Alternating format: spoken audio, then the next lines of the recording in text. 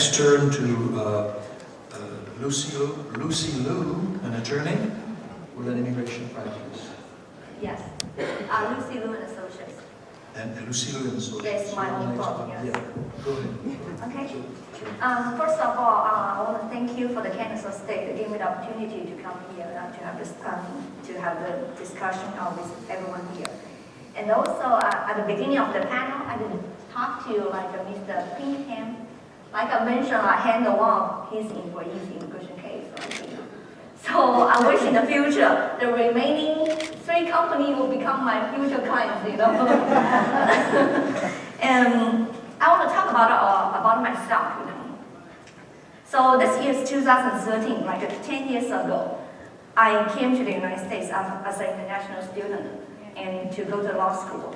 So like you can see, you can tell, I have my accent, so which makes me distinguished from the other 4 panelists and also our respective moderator. But the reason why I started practicing immigration from a humble beginning, at the beginning I just want to, because I'm an immigrant myself. So I want to learn as much as possible in the U.S. immigration law to protect myself. That's really a humble beginning. And then after learning, I make myself knowledgeable enough, and then I feel, I can help many other companies, other employees, and also I can make money myself. That's really how I come. 10 years later, I have my own immigration law firm, which is only 1 mile away, Lenox Mall. It's really close to this hotel. And I think today, what I'm trying to give first I want to give some general introduction of the immigration. Right now in the U.S., if any a company want to bring foreign worker to the United States, normally if you just want to come here to work, temporary work visa, normally the company can bring the foreign worker come to the United States from 15 days to 2 months. If the employee is a Canada citizen, they can even get their work visa in 1 day. They just cleaned up at the port of entry, and then they get a visa right away. And if for the green card purpose, if this is for international employee transfer or for people with extraordinary ability in research or teaching, or even some extraordinary ability in some other field. For these people, they get a green card. Normally only take around 6 months to 1 year, they'll get a green card. It's really quick. And for the employee who have a master degree, if the company willing to sponsor their green card, normally take them around 6 months to 1 year to get a green card. Then they have the permanent residence in the United States. They don't need to. The company do not need to sponsor the work visa anymore. But they have one exception. This is not applying to the employee from India or China. For employee from India and China, even if they have a master degree, it still takes them from 4 years to 7 years to get a green card. And this is one exception, to the employee from India and China. And also for the remaining employee, if they do not have master degree, if they only have a bachelor degree or even without any degree, they can only apply based on the EB3 category based on the company sponsorship. For those type of the employee, even take longer, probably 10, 11 years to get a green card. This is really what's the current immigration law in the States for that. I was thinking today's our topic is for the global workforce transfer. I was thinking the U.S. immigration is always generous to the global workforce transfer. For example, I believe all the company here will be qualified to file for the L1, blanket L1. This is a blanket L1.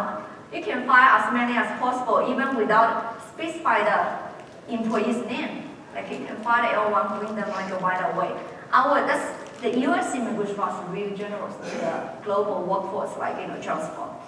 And this is a general introduction to the U.S. immigration law, the current U.S. immigration law. And also, because of practicing immigration law for so many years, I noticed they have a certain new trend in the immigration practice. First thing is, we talk about an entrepreneur. For example, previously, if one entrepreneur set up one company, They want to sponsor their own work visa, H-1B work visa, L-1 visa. The immigration is always picky. Why the immigration is picky? Because immigration have concern about the employer and the employee relationship. If the entrepreneur set up company themselves, they are the shareholder of company, how can you prove this is the employee? Which means, can the company really fire the entrepreneur right away? That's the perspective of the immigration. So proves that they're always harsh to give like approval for the work visa for the entrepreneur or even for the green card purpose. But right now, notice the new trend is like immigration is more relaxed for the visa for the entrepreneurship. I believe like, probably like 2 or 3 months ago, like even U.S. immigration have hosted one like a conference in Georgia Tech to talk about, they're waiting to welcome the entrepreneur come to the United States to do the entrepreneur visa. And right now it's like even my firm, we find a lot of like visa, the work visa for the entrepreneurship. Right now immigration is no longer talk about the employee-employee relationship. Of course, we still need to prove. For example, technically speaking, if the employer, the entrepreneur set up one company and list themselves like the CEO, but how about the entrepreneur just so bad at the management, they can still fire themselves, have some other people to work for the company. They just become like a shareholder. And we can prove that, and right now immigration is more relaxed to granting the work visa for the entrepreneur. This is like one trick. And second thing is like, I will notice another thing is like, the new trick is like, there are more and more individual foreign investors. For example, right now notice like a lot of like foreign individual investors, they're willing to come to the United States to purchase the small company, have some small like merger organization, and then become the owner, the business owner of the U.S. business, and then based on this, they can file for the immigration case. I would like to have one of my colleagues, Guang Mingfang. He's also like an attorney in Atlanta. She's really like specialized in the mid and the large size like the merger acquisition. And I was thinking if they have like a perfect combination is if the foreign investor come to the United States and they invest in entrepreneur's business, that would be a perfect combination. We can utilize the foreign investors' money and then grow the business in the United States. That's what I can conceive. That's what's the new trade. And also, I think 2 days ago, the U.S. Senate just passed just like a proposal, issue like one 800-page proposal for the immigration reform. I think have a few things probably like really interesting for people to pay attention. First thing is like, the proposal kind of try to increase the H-1B quota. Because right now, for example, in this year, in less than 5 days, 85,000 H-1B quota has been finished. So the Congress intended to increase the H-1B quota.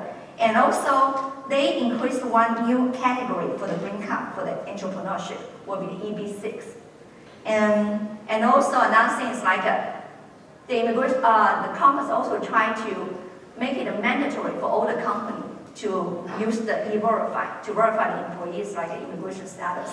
I was thinking this is kind of new proposal from the Congress. We'll see whether it will pass or not.